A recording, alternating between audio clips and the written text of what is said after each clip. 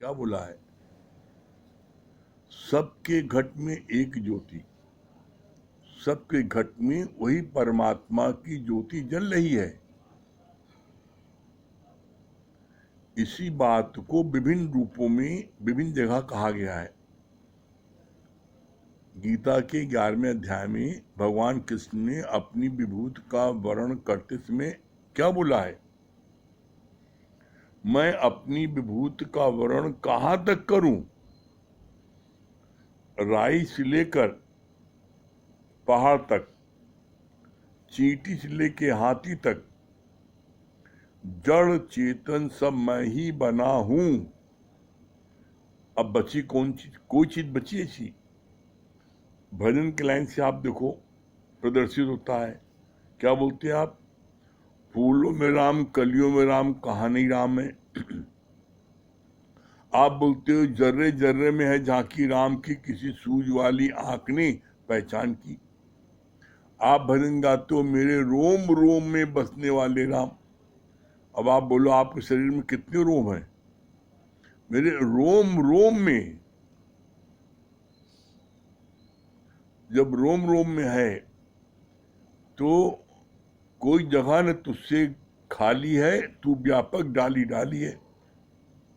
इसके लिए एक बहुत ही प्यारा दृष्टांत गुरु जी ने बताया। कहा एक क्लास में टीचर जी, उन्होंने अनाउंस किया, बच्चों आज तुमसे हम एक प्रश्न करेंगे और जो मेरे प्रश्न का जवाब दे देगा उसको मैं एक सेव इनाम दूंगा। पूछिए टीचर जी। उन्होंने बोला ये बताओ भगवान कहाँ है? भगवान कहाँ है कोई इसको बता देगा तो उसको एक सेव इनाम देंगे। उसी क्लास का एक बच्चा सत्संग आता था, उसने जवाब दिया खड़े होकर के। कहा सर मैं आपको 200 इनाम दूंगा, मैं आपको 200 इनाम दूंगा। आप ये बता दीजिए भगवान कहाँ नहीं है। मेरे गुरु ने कहा है भगवान सब जगह है, भगवान कहाँ नहीं है आप ये बता दीजिए, मैं आपको 200 इनाम दूंगा। टीचर एकदम चुप। अरे ये बात तो बड़ी अच्छी बताई इसने, तो भगवान कहाँ नहीं है। और सत्यता क्या है? सत्यता यह है इस पूरे ब्रह्मांड में परमात्मा के अलावा कुछ नहीं है। जो कुछ भी हमको दिख रहा है हमारे भ्रम के कारण। कैसा भ्रम? जैसे अंधेरे में रस्सी हमको साफ भासती है, वो रस्सी तीनों कालों में साफ नहीं है। अंधेरा होने के कारण वो रस्सी दूर से साफ दिखती है। जब आप प्रकाश करते हो तो कहते हो अरे हम कैसे बुद्धू थे, ये तो रस्सी है, मैं साफ समझ रहा था। तो आप प्रकाश किया तो आपको रस्सी दिखाई पड़ी, अंधकार में रस्सी दिखाई पड़ रही है। तो बोला वो हर हाथ तीनों कालों में वो रस्सी ही है, साफ नहीं है। इसी तरीके से इस पूरे ब्रह्मांड में जितने लोग भी दिखाई पड़ रहे हैं, चाहे वो चींटी हो, चाहे वो हाथी हो, चाहे वो राई हो, चाहे वो पहाड़ हो, चाहे वो एक छोटा मच्छर हो और एक चाहे जो है हाथी हो, जो भी आपको इस पूरे ब्रह्मांड में जो कुछ दिखाई पड़ रहा है सत्यता है वो स्वयं भगवान बना है।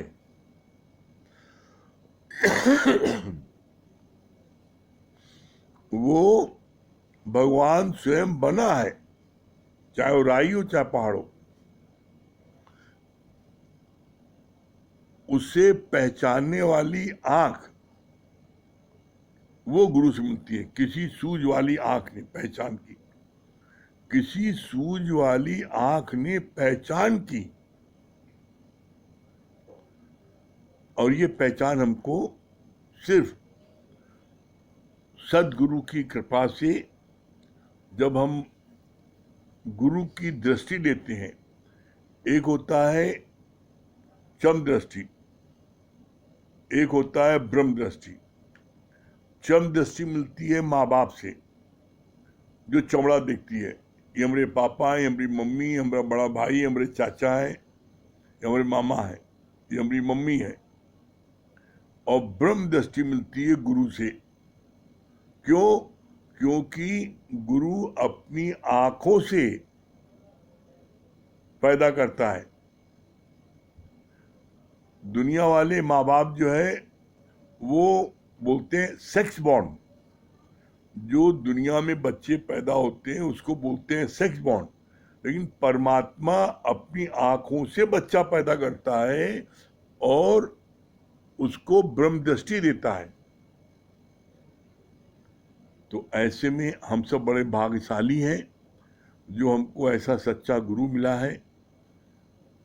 अब हम लोग अपनी कृपा करें जिससे कि हम सब मंजिल को प्राप्त हों।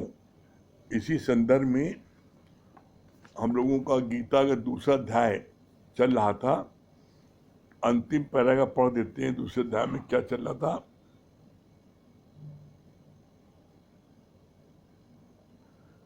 जगत में बोलते हैं चार पदार्थ जो कोई मांगे, साध जना की सरनी लागे। चार पदार्थ हैं धर्म, अर्थ, काम और मोक्ष। सारी दुनिया अर्थ यानी धन और कामनाओं के पीछे भागती है।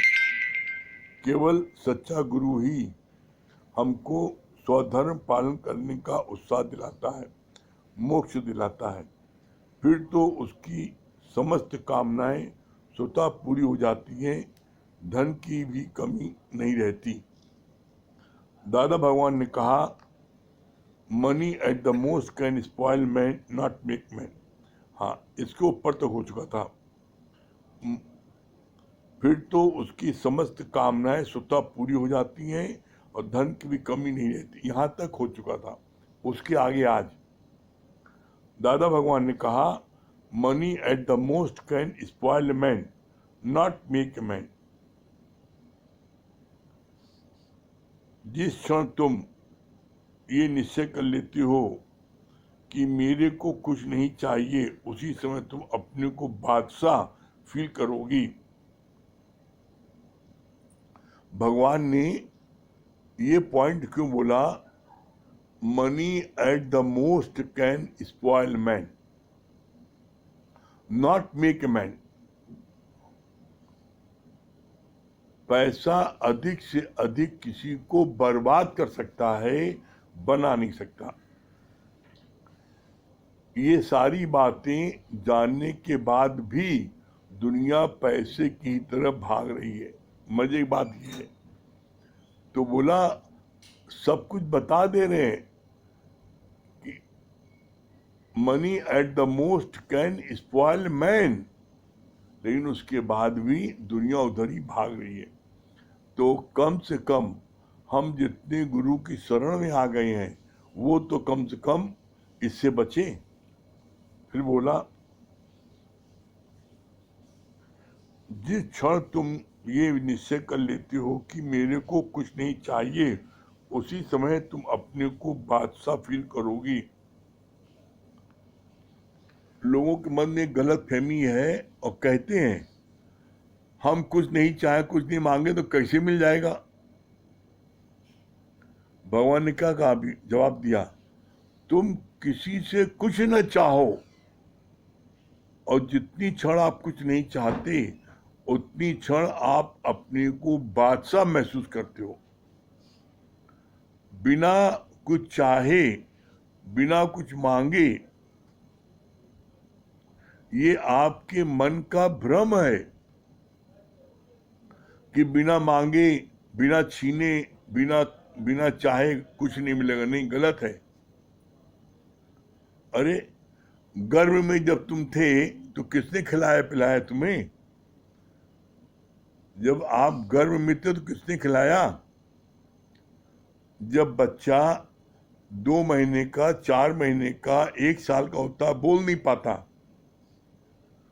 तो उस समय माँ उसको कब मालिश करनी है, कब दूध पिलाना, कब काजल लगाना, कब पाउडर लगाना है, एक एक बातों का ध्यान रखती है, उसका अच्छे से अच्छा करती है। क्या बच्चा कुछ मांगता है, कुछ चाहता है? नहीं।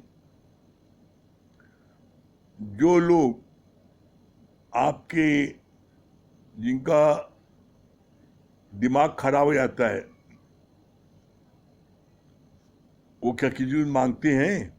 देखो, पढ़े अपना, लेकिन उनको भगवान दे रहा है। इसलिए कहा मुर्दे को प्रभु देता है, लकड़ी कपड़ा आग, और जीवत नर चिंता करे ताके बड़े अभाग।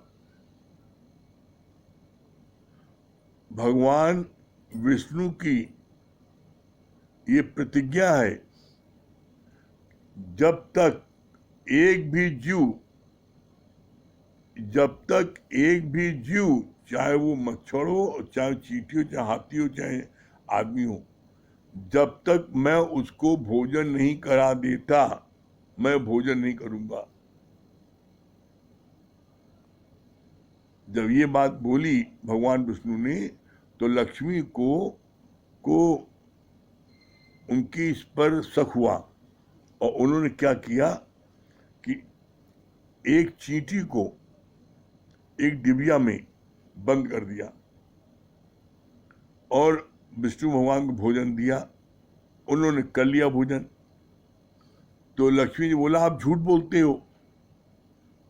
कहे, लक्ष्मी क्या हुआ भाई, मैंने आज तक झूठ नहीं बोला। कहे, नहीं, झूठ बोलते हो आप। अरे आखिर बताओ तो भाई, क्या बात है? आपने हमसे कहा था कि मैं जब तक हर जीव को नहीं खिला लेता, मैं नहीं खाता।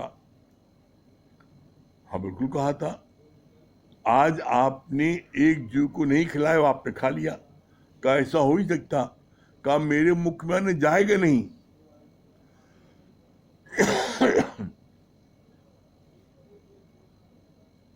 तो उन्होंने डिबिया खोल के दिखाया।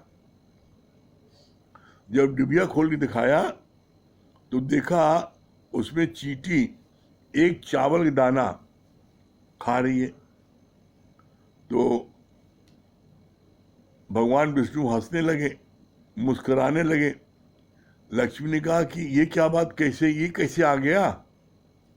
मैंने खुद बंद किया था इसको। तो कहा, मारने वाले से बचाने वाला महान होता है। कहा, मैंने तुम्हारा भाव समझ लिया था, इसलिए जैसी तुम डिब्बी बंद कर रही थी, तो तुम्हारे माथे पर रोली और चावल जो लगा था, उसमें से मैंने एक दाना टपका दिया। परमात्मा हर एक को खिलाने के बाद खाता है। तो ऐसे में कभी भी ये अपने मन में मत सोचो कि हम कहाँ से खाएंगे, हम इच्छा न रखेंगे, हम चाहेंगे नहीं, हम मांगेंगे नहीं तो मेरी पूर्ति। अरे, परमात्मा ने शरीर धारण किया है, उसको स्वयं चिंता होगी। इसके एक नहीं कितने प्रमाण हैं। विवेकानंद ट्रेन के डिब्बे में, कहा, यार्ड जहां गाड़ियां खड़ी होती हैं एकदम अलग यार्ड में, उसके एक डिब्बे में छुपे बैठे थे और 2 दिन से भूखे थे। उन्होंने मांगा नहीं किसी से। भगवान के पेट में दर्द हुआ और भगवान ने अपने एक भगत को स्वप्न दिखाया और विवेकानंद की फोटो दिखाई कि ये ट्रेन के फलाने डिब्बे में यार्ड में बैठा है, उसको जाकर के भोजन तुरंत कराओ, न मैं तुम्हारा अनिष्ट कर दूंगा। वो भागा भागा गया है और देखा कि हाँ, जो फोटो उसने देखी थी सपने में, वही फोटो वहां पर वही विराजमान हुआ है, उसको खिलाया। अरे, परमात्मा हर एक को खिलाता है, इसकी चिंता छोड़ दो। हाँ, ये बात जरूर है कि तुम्हारे को आगे पीछे थोड़ा तुमको उसके लिए बर्दाश्त करना पड़ेगा। फिर आगे बोला,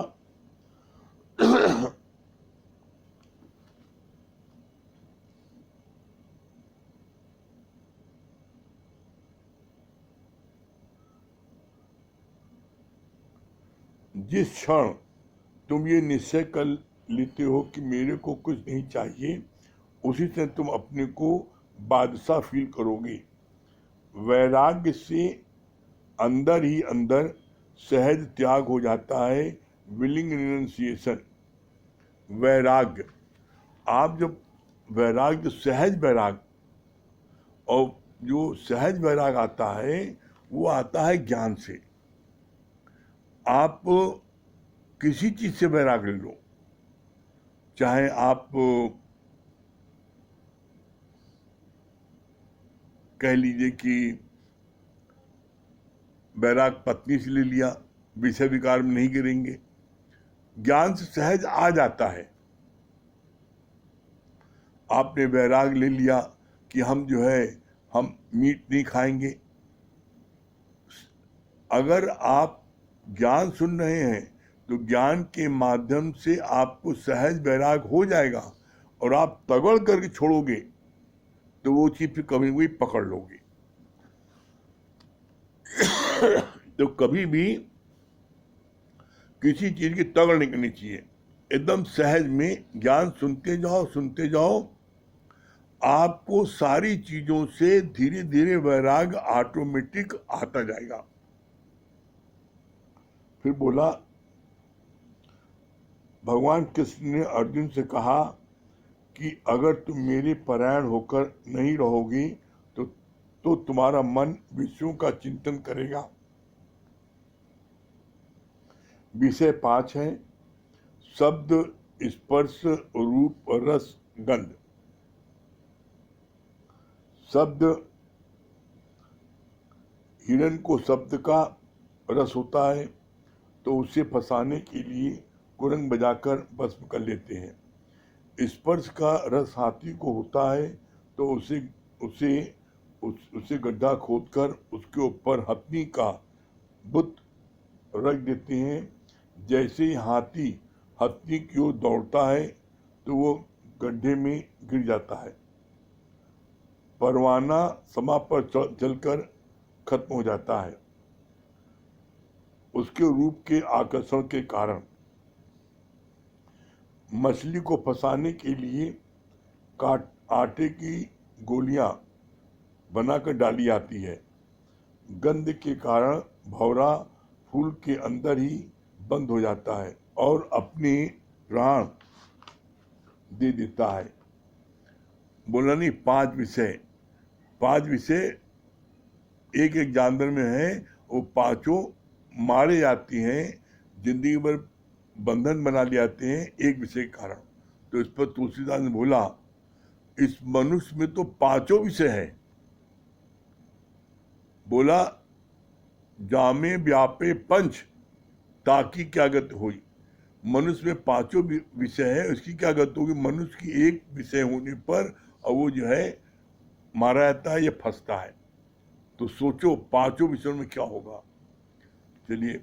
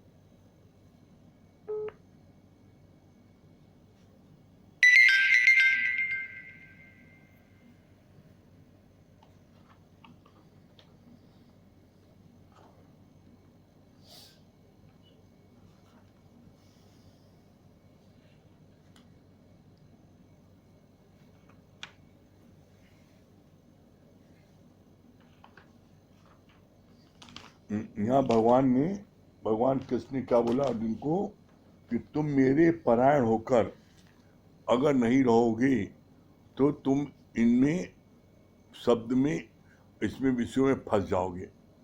तो परमात्मा के परायण, गुरु के परायण रहने पर हम इन सब चीज़ों में नहीं फंस पाते।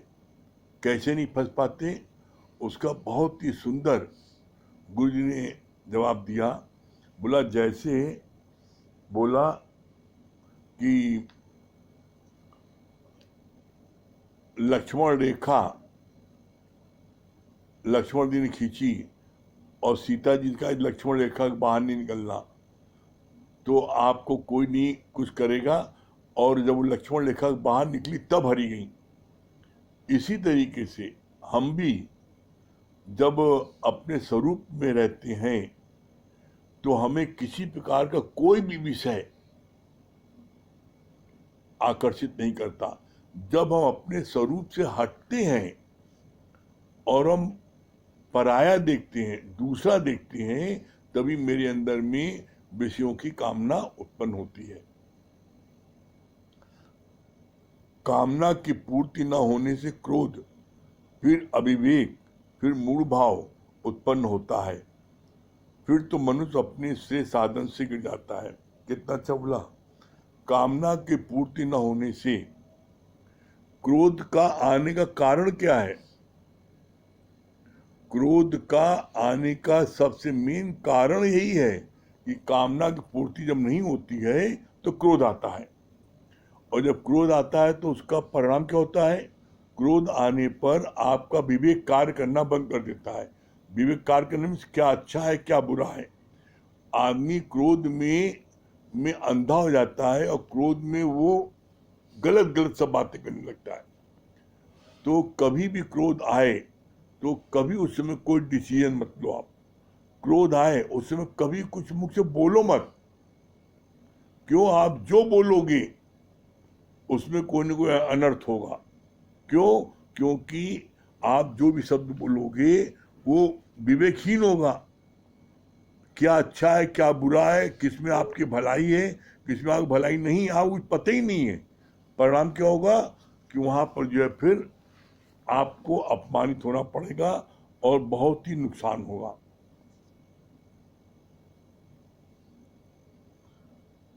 कामना की पूर्ति न होने से क्रोध, फिर अविवेक, फिर मूढ़ भाव उत्पन्न होता है। फिर तो मनुष्य अपने श्रेय साधन से गिर जाता है। जैसे स्त्री अपने पति के प्राण होकर जीती है, ऐसे ही भक्त भी भगवान के प्राण होकर जीता है। कैसे? जैसे बोला जैसे पत्नी अपने पति के प्राण होकर जीती है। बोला भगवान ने क्वेश्चन किया, क्या तुम ऐसी एक गुरु के परायण होकर के जीते हो? और यदि तुम एक गुरु को छोड़ करके दूसरे के पास जाते हो तो बोला फिर ब्रह्मचारिणी। तब बोला तब जो है तुम उसी प्रकार से हो जो जैसे अपने पति के रहते पर पुरुष से जो है वो संबंध रखे और अपना सब पुरुषों से नाता जोड़े। तो बोला वो जो है उसको बोलते हैं ब्रह्मचारिणी। तो बोला तुम अगर एक गुरु को छोड़ करके 4 गुरु के पास 10 गुरु पास जाते हो तो तुम भी ब्रह्मचारिणी कहलाओगी। इसीलिए कहा जाता है एक साधे सब सदे, सब साधे सब जाए। एक साधे, एक को साधो। कोई जरूरी नहीं कि तुम गुरु जल्दी मान लो, किसी को मत मानो। सखा मानो, दोस्त मानो, साथी मानो, टीचर मानो, और आप 1000 बार परीक्षा ले लो, दिन में रात में दोपहर में हर तरीके से परीक्षा ले लो, जैसे चाहें। जल्दी मत करो गुरु मानने की। किसी ने कहा नहीं है। आप बताइए किसी ने आज तक किसी गुरु ने आपसे कहा है हमें गुरु बोलो? मत मानो। आप बस ज्ञान सुनो श्रद्धा से, और ज्ञान सुनते सुनते जब आपका दिल अंदर वाला माने हाँ ये मेरा गुरु है, वंस यू हैव एक्सेप्टेड ये मेरा गुरु है, तब मेरा कहना तब आप पीछे पलट के मत देखो। तब आप उस गुरु के आगे पूर्ण समर्पण कर दोगे। हम गारंटी से कहते हैं कि आपको मंजिल तक पहुंचाएगा।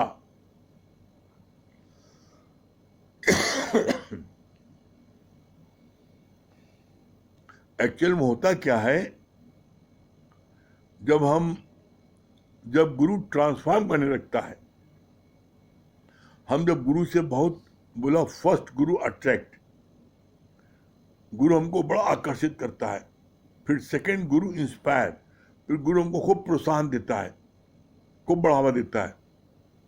और जब बढ़ावा देता है, प्रोत्साहन देता है और हमको अट्रैक्ट करता है, तो गुरु का जीवन देख करके हम निहाल हो जाते हैं और सत्संग में बैठे बैठे ही हम गुरु से प्रार्थना करते हैं, गुरु मेरा जीवन भी ऐसा बना दो। और जब फिर गुरु ट्रांसफॉर्म करने लगता है, उस समय हमारा मन चलने लगता है, हम गुरु की पूरी बात को नहीं मानते। बस यही गलती है, आप गुरु न मानो, पूरी बात न मानो, कोई हर्ज नहीं है। लेकिन जब आपने गुरु मान लिया और गुरु ने ये निश्चय कर लिया हमको इसको मंजिल तक पहुंचाना है, तो मंजिल तक पहुंचाना है, तो फिर गुरु के हर बात में यस यस यस। और इसके लिए बड़ी अच्छी बात गुरु ने बोली, बहुत अच्छी बात कही। कहा जो यस यस हो जाता है, यस मैन, तो वो महान हो जाता है। यस यस करते जाओ, तो बोला वो ऑटोमेटिक महान होता जाएगा और एक दिन मंजिल को प्राप्त कर लेगा। आप ऐसा लगेगा, अरे नहीं गुरु ऐसा कर, बोला नहीं, अरे गुरु के हर कार्य में कोई न कोई रहस्य छुपा होता है, कोई न कोई मर्म होता है। उस मर्म को आप नहीं जानते भी। आप जब मंजिल पहुंच जाओगे तब आपको पता लगेगा, हाँ इसका मर्म ही है।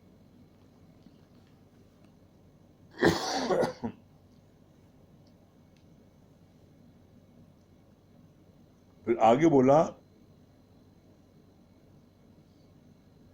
विषयों में विचरना और विषय भोगने में बहुत फर्क है। विषयों में विचरना और विषय भोगने में बहुत फर्क है। विचरण ऐसे हुआ जैसे तुम बाजार से घूमकर आ गए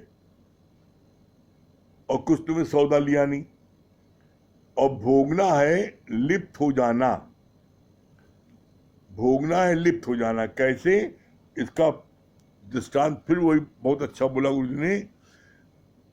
एक आप बाजार निकले, आपने सारी सब चीजें देखी, खूब साड़ी देखी, ब्लाउज देखी, सलवार सूट देखा, गाड़ी देखा, घोड़ा देखा, जो देखना सब देखा आपने, और देखा और उसको आपने छुआ भी, चढ़े भी, बैठे भी हैं, चलाए भी। कोई हम जो है इसको बोलते हैं विंडो शॉपिंग। हमने सब चीज का लेकिन लिया कुछ नहीं। क्यों? क्योंकि हमने पहले से मन बना लिया हमें कुछ देना नहीं ना। और एक होता है भोगना। हम जितनी चीज को देखा हम सब में अटक गए, हमें ये लेना है। और जब लेना है मतलब भोगना मीन्स हम बिना इसके रह नहीं सकते। जो रह नहीं सकती ये गलत है, बस रह नहीं सकती ये गलत है। आपको बिना किसी के आप रह सकते हो। आप की सारी इंद्रियां आपके कंट्रोल में हो तो आपको किसी प्रकार की कभी कोई निराशा नहीं होगी। इसके लिए आगे बोला, विषयों में विचरना और विषय भोगने में बहुत फर्क है। विचरण ऐसे हुआ जैसे तुम बाजार से घूमकर आ गए, भोगना है लिप्त हो जाना। ज्ञानी की हर चीज नियमित रूप से होती है। ज्ञानी की हर चीज नियमित रूप से होती है, मतलब ज्ञानी भी हर चीज की मौज लेता है। ज्ञानी सूखा सन्यासी नहीं है।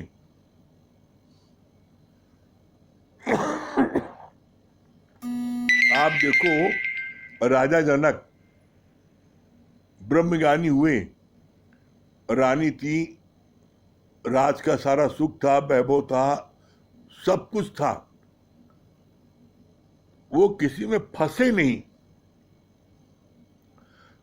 ज्ञानी सारे सुख को लेता है लेकिन वो किसी में आसक्त नहीं होता।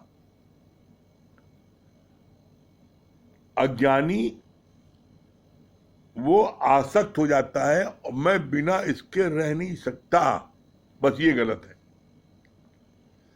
इसीलिए मालूम क्या होता है इसीलिए आया है, जब प्राण निकलते हैं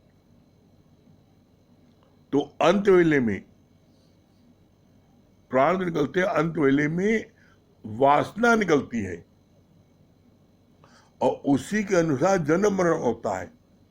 तो जब आपकी आसक्ति कहीं होगी, चाहे वो पत्नी में हो, चाहे वो बेटे में हो, चाहे वो धन में हो, जैसी आसक्ति होगी उसी के अनुसार आपका जन्म होगा। इसका वर्णन बहुत अच्छा गुरु नानक साहब ने किया है। क्या बोला है? अंत काल जो पुत्र सुमरे, ऐसी चिंता में जो मरे, तो सुअर योनि बल बल उतरे। अंत काल जो धन सुमरे, ऐसी चिंता में जो मरे, तो सर्प योनि बल बल उतरे। अंत काल जो महल मारी सुमले, तो प्रेत योनि बल बल उतरे। अंत काल जो स्त्री सुमरे या पति सुमरे, तो वैसे योनि बल बल उतरे। लास्ट में बोला है, लास्ट में क्या बोला है? अंत काल जो हरि सुमरे, ते नर मुक्ता होए। अंत काल में जो हरि को सुमरन करता है वो मुक्त होता है। तो जिसकी आसक्ति कहीं नहीं है वो क्या करता है? अंत काल जो हरि सुमरे, जिसकी आसक्ति कहीं नहीं होती है वो परमात्मा को सुमरन करते हुए परमात्मा से मिलके एक होता है।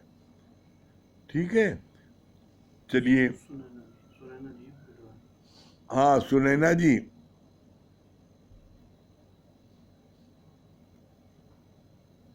हाँ भैया। हाँ चलिए भजन सुना दीजिए। भजन सुनते बहुत अच्छा बताते हैं भैया आप, बहुत ही अच्छा। और हम देखते हैं कि आपको बीच में खांसी आ जाती है, कितनी मेहनत करते हैं आप, गला सूखता है आप। गुरु ने अपना बना के मुझको मुस्कुराना सिखा दिया। अंधेरे मन में गुरु ने आकर ज्ञान का दीपक जला दिया। गुरु ने अपना बना के मुझको मुस्कुराना सिखा दिया। वो रंग भर दिया मेरे जीवन में कि जिंदगी बस चमक उठी है। वो रंग भर दिया मेरे जीवन में कि जिंदगी बस चमक उठी है। आनंद ही आनंद भरा जीवन में गुरु ने मार्ग दिखा दिया। आनंद ही आनंद भरा जीवन में गुरु ने मार्ग दिखा दिया। अंधेरे मन में गुरु ने आकर ज्ञान का दीपक जला दिया। वो मेरा सच्चा प्रीतम सलोना, दुनिया के रिश्ते सभी हैं झूठे। वो मेरा सच्चा प्रीतम सलोना, दुनिया के रिश्ते सभी हैं झूठे। गुरु खजाना लुटा रहा था, मैंने दामन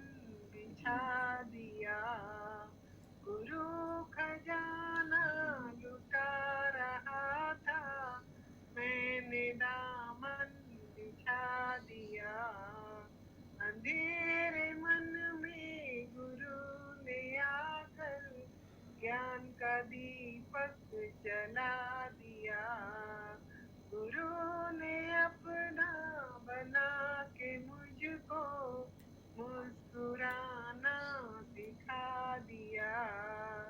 अंधेरे मन में प्रभु ने आकर ज्ञान का दीपक जला दिया। हरिओम भैया। हरिओम। हाँ शर्मा जी, TN शर्मा गाजियाबाद से।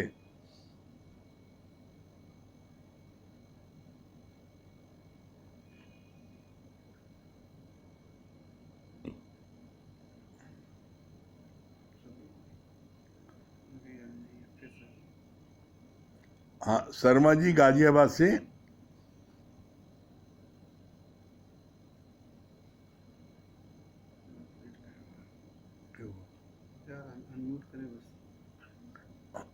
हाँ शर्मा जी अनम्यूट करिए।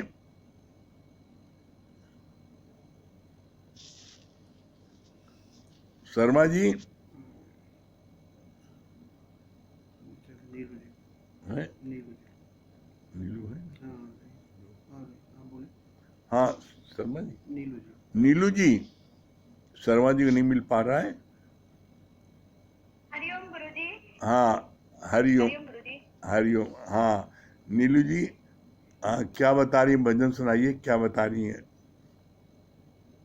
जी गुरुजी, वास्तव में गुरुजी अभी हम बैठे बैठे आपने जैसा कहा ना, सच बात है। गुरु अपने ऊपर एक करके मतलब फिर अगर जितनी परीक्षा लेनी है ले लीजिए, और मैंने ये चीज किया भी है। और जैसे कि हमने हमें सत्संग में आए 7-8 साल हो गए, हमने जो है वास्तव में खूब परीक्षा ली है। फिर उसके बाद जब हमने आपके सानिध्य में आए, और जब तक मैं जब अंदर वाला मन जिसका साथी हो गया, नहीं आप ही मेरे शत्रु हैं, आप ही मेरे सब कुछ है, तब जो है ये मन अब जैसे लगता है कि नहीं, जैसा जैसा आप कहते जाए बस हम वैसा करते जाए। और इतनी खुशी जब आपको देख लेते हैं तो लगता है हमारे अंदर जो है जो 40-40 वोल्ट का करंट आ गया। बहुत अच्छा लगता है गुरुजी, कितना समर्पण, कितना प्यार करते हैं, पग पग पे हमारी सवार करते हैं। बस ये मन बुद्धि जो मनोरानी है ना, बस इससे यही विनती है कि बस अपने गुरुजी के सानिध्य में हमेशा समर्पित रहे, गुरुजी के वचनों पे चलती रहे। भजन सुनाइए। गुरुजी भजन।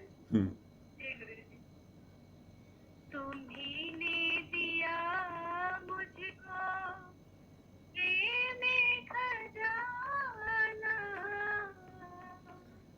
कि दिल गाए करते गुरु तेरा शुक्राना। तुम्ही ने दिया मुझको प्रेम खजाना,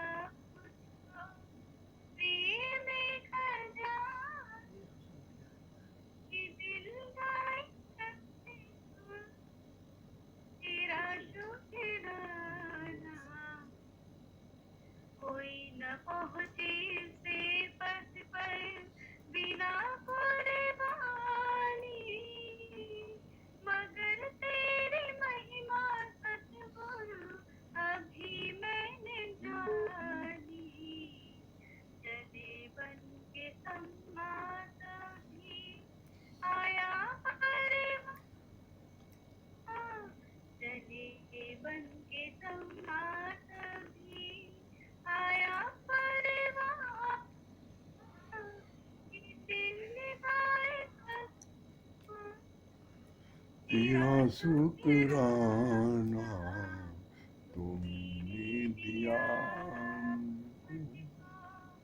प्रेम खजाना कि दिल दिलाए सतगुरु तेरा शुक्राना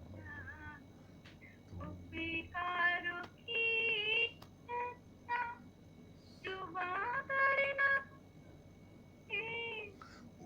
बेकारों की चर्चा जुबां कर न पाए एहसानों का करना कैसे चुकाएं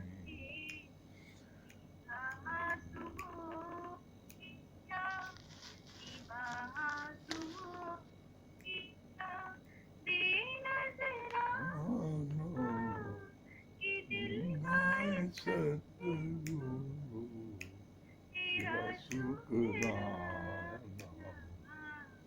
तुम्ही दिया मुझको प्रेम खजाना कि दिल गाए तेरा शुक्राना तुम्ही दिया। राधे गुरु जी, इतना प्यार किया आपने, इतना प्यार किया, कोई संसार में इतना करने वाला ही नहीं था। इतना समर्पण आपका है कि कुछ हम कुछ करें, मतलब क्या थे, हमारे जीव ही बहुत छोटी है कि हम बोलने लायक भी नहीं है। बस अपने मन बुद्धों के आपके सानिध्य में अर्पण करते चले। गुरु को यस कहें और मन को नो कहें हमेशा। चलिए बहुत सुंदर। हरिओम। हाँ जगदीश भैया, हाँ जगदीश भैया, क्या क्या आज क्या अच्छा लगा बताइए, और क्या बता रहे हैं? आज आपकी ये वाणी बहुत अच्छी लगी। गुरु को चाहे कितनी बार परीक्षा लेना चाहो ले लो, उसको अपना दोस्त बना लो, कुछ भी बनाओ, लेकिन गुरु जब एक बार बना लो, जब एक बार टेस्ट कर लो, तो फिर पीछे हटते मत करो, फिर उसको जो है गुरु बना लो। और हम दोनों से जवाब ये वाणी सबसे पूछ रहे थे क्या मिला क्या नहीं मिला। कल बैठे मैं सोच रहा था कि आप जो हमको मिले, तो गुरु ने आपको पकड़ा दिया हम लोगों को, तो हम लोग कितने भाग्यशाली हैं कि आप गुरु के हनुमान हैं। तो उसी में 2 लाइन लिखा हमने, वही मैं सुनाना चाहता था। सुनाइए। तो ये लिखा मैंने, ये जो बीड़ा उठाया है आपने ज्ञान के मोती बिखराने का, ये जो बीड़ा उठाया है आपने ज्ञान के मोती बिखराने का, प्रमिला भगवान के सच्चे हनुमान हैं आप। ये जो बीड़ा उठाया है आपने ज्ञान के मोती बिखराने का, प्रमिला भगवान के सच्चे हनुमान हैं आप। एक चलता फिरता रूहानी ताजमहल है आप, एक चलता फिरता रूहानी ताजमहल है आप, लहराता हुआ ज्ञान के सागर है आप। धरती पर उतरा हुआ सूरज और चंद्रमा है आप, धरती पर उतरा हुआ सूरज और चंद्रमा है आप। गुरु की जलती हुई मसाल थामे बहादुर सिपाह सालार है आप, गुरु की जलती हुई मसाल थामे बहादुर सिपाह सालार है आप। ये जो बीड़ा उठाया है आपने ज्ञान के मोती बिखराने का, प्रमिला भगवान के सच्चे हनुमान है आप, सच्चे हनुमान है आप। ये मैंने कल बात लिखा था। अच्छा अच्छा अच्छा। मतलब हम लोग भगवान आपको पकड़ा दिया, हम लोग कितने भाग्यशाली हैं कि जितना आप ख्याल रखते हैं, सच में हम लोग बहुत भाग्यशाली हैं। आज जो है आज आज इतना विश्वास पक्का हुआ गुरु जी।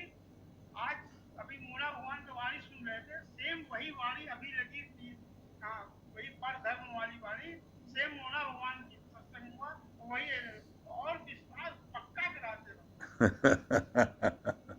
अति सुंदर, बहुत अच्छा जगदीश भैया। हाँ वंदना जी कटरा,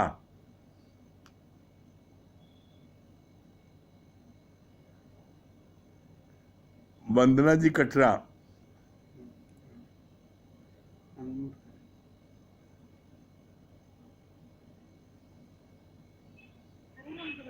हाँ हरिओम। हाँ क्या बता रही हो वंदना, क्या सुना, क्या अच्छा लगा? गुरु जी आपने ये बहुत अच्छा क्लियर किया कि परमात्मा जी हर जीव को खिलाने के बाद ही खाते हैं। और गुरु जी ये भी बहुत क्लियर हुआ कि जो मनुष्य अपने जीवन के अंतिम समय में परमात्मा जी का नाम लेता है उन्हीं की मुक्ति होती है, वही परमात्मा जी से मिलकर एक हो पाते हैं। गुरु जी बहुत अच्छी लगी, बहुत सुंदर।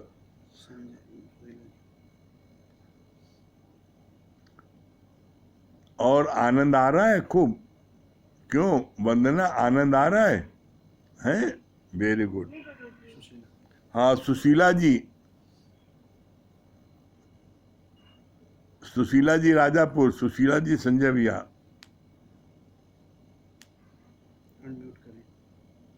अनम्यूट करिए सुशीला जी। हरिओम गुरु जी। हाँ हरिओम हरिओम। क्या बता रही है सुशीला जी? बहुत अच्छा लगा कि मतलब कह रहे हैं सही बात है, खिलाने वाला परमात्मा है, हम लोग व्यक्तिगत मतलब चिंता करने लगते हैं। अच्छा ये बताइए सुशीला जी, आपने अपना अनुभव बताया, आपको सत्संग में क्या मिला? रात के सत्संग में सब लोगों ने बता दिया, आपसे नहीं पूछ पाए हम लोग, आपका नेटवर्क नहीं मिल पा रहा था। आपको रात के सत्संग में क्या मिला, क्या आपको क्या प्राप्त हुआ बताइए, और फिर भजन सुनाइए। पहले बता दी तो भजन सुनाइए। रात की सत्संग सबसे बड़ी चीज तो हमें आने लिए तो दवा के काम कर गया है। सबसे बड़ी चीज हमें नींद नहीं आती थी, मतलब 2-2, 3-3, 4-4 दिन ऐसे लगता था हम सोते ही नहीं थे। अच्छा एकदम बेचैनी रहता था, माइग्रेन रहता था, सर में दर्द रहता था।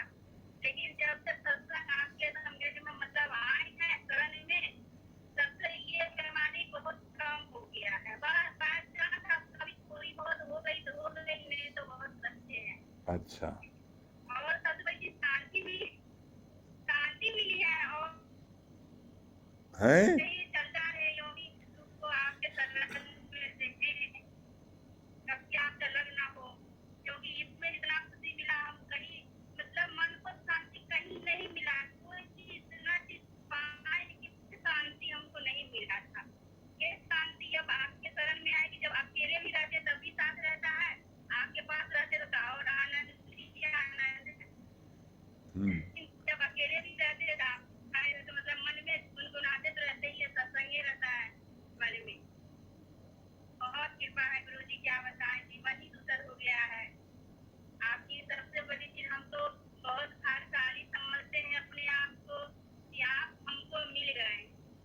ये तो यही पाते में, लेकिन इतना दिन से हम लोग मिले नहीं थे, लेकिन भगवान की कृपा है कि आपको मिला दिया हम लोग और खोज लिए। ये बहुत बड़ी कृपा है भगवान से, बहुत बड़ा धन्यवाद देते हैं भगवान की, मतलब आपको हमको मिला दिए हैं। चलिए भजन सुना दीजिए। और हाँ भजन सुना दीजिए।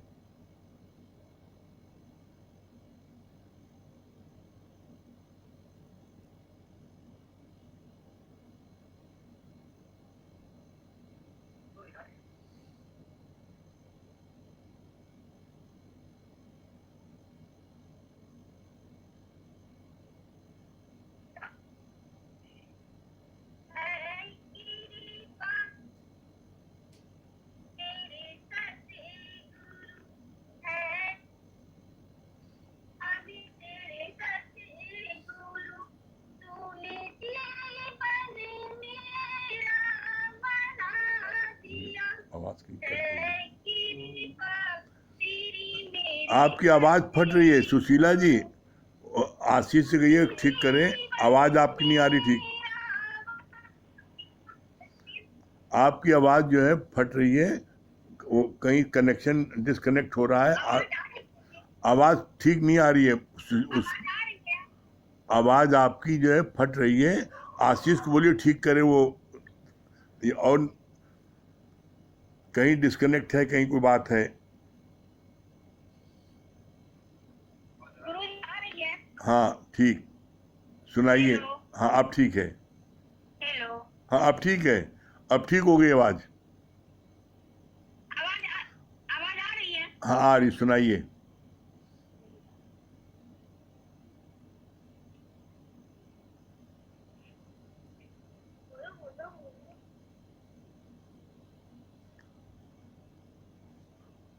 नहीं आ रही आवाज, बंद हो गई बिल्कुल। सुशीला जी आवाज नहीं आ रही है। सर मेरे कर दें।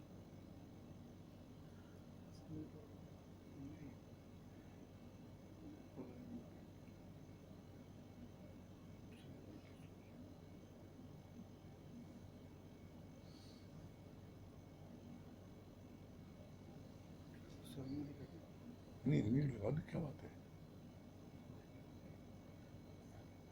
फिर जाइए, मुझे अनम्यूट करें। सुशीला जी अनम्यूट करिए। हाँ आवाज आ रही हाँ है। आ रही है, आप सुनाइए सुनाइए, भजन सुनाइए, अब आ रही आवाज।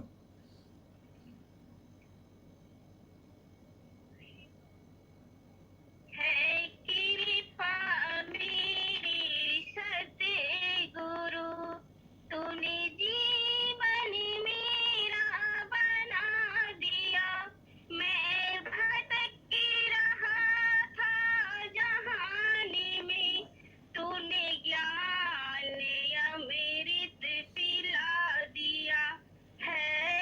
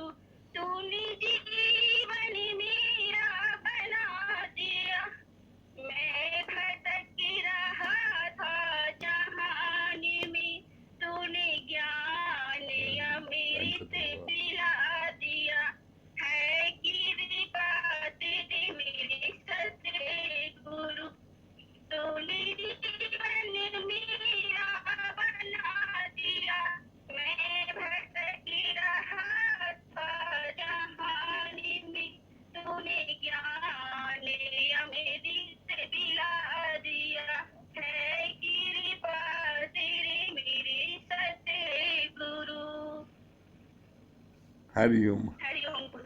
हरिओम। चलिए ओम का जाप कर लीजिए।